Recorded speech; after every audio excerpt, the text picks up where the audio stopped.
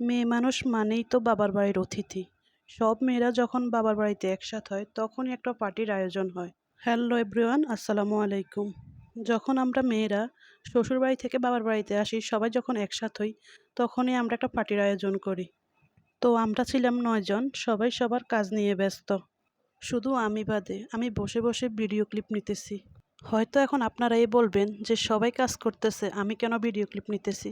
কারণ আমি অসুস্থ, তেমন কোনো কাজ করতে এখনো পারি না। মাঝে মধ্যে কিন্তু এরকম পার্টির দরকার আছে, তাহলে মনটা কিন্তু অনেক ভালো থাকে। একজনের কথা তো না বললেই নয়, যে এখানকার রাঁধুনি, তার হাতের রান্না অসাধারণ।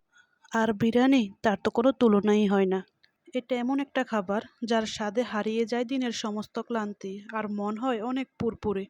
সবাই মিলে একসাথে রান্না করার মজাই আলাদা। আর যদি হয় সবাই সমবয়সী, তাহলে তো আর কথাই নেই। হাসি ঠাট্টা দুষ্টুমি নিয়েই চলছে আজকের রান্নার আয়োজন। রান্নার স্বাদ শুধু মশলাই হয় না, কিছু প্রিয় মানুষের হাত লাগানো প্রতিটা কাজে, তাহলে রান্নার স্বাদ পাওয়া যায়। এমন পার্টিতে আছে অনেক অনুভূতি আর ভালোবাসা। বাড়ির সবাই কিন্তু একসাথে থাকে না, সবাই সবার শ্বশুর বাড়িতে থাকে। যখন যে সময় পায় তখন সেই তার বাবার বাড়িতে আসে।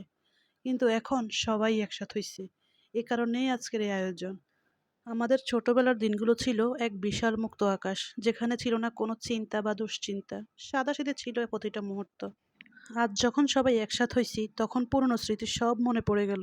বড় হওয়ার পর প্রতিটা মানুষই ফিরে পেতে চায় তার ছোটবেলা। তা তো আর ফিরে পাওয়া সম্ভব না। যে যার মতো সংসার গুছিয়ে নিয়েছে। আসলে সংসার জীবনটাই এমন, সংসার জীবনে পা রাখলেই আর পিছন ফিরে তাকাবার সময় থাকে না। ভাবছিলাম সবাই মিলে একসাথে খাবার খাবো, কিন্তু রান্নায় দেরি হওয়ার কারণে সন্ধ্যা হয়ে গেল। তাই আর একসাথে খেতে পারলাম না। সবাই ভালো থাকবেন, সুস্থ থাকবেন। আল্লাহ হাফেজ।